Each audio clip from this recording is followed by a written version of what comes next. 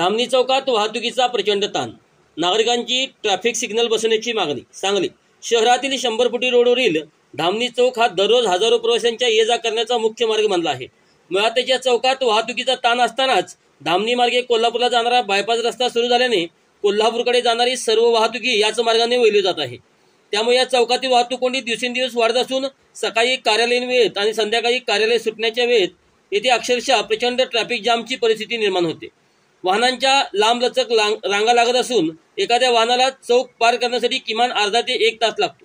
त्यामुळे प्रवाशांनी स्थानिक नागरिक त्रस्त झाले आहेत।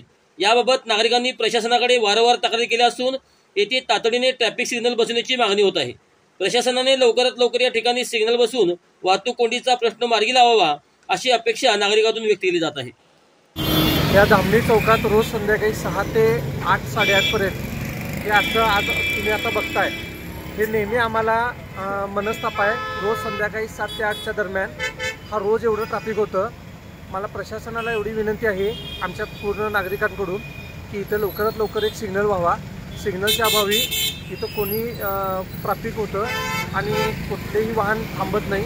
आता जवळजवळ आम्ही अर्धा तास या ट्रॅफिकमध्ये थांबून आहे आणि रोजचा हा मनस्ताप आहे। तर लवकरात लवकर यावर ॲक्शन घेऊन इथं लवकरात लवकर सिग्नल व्हावी।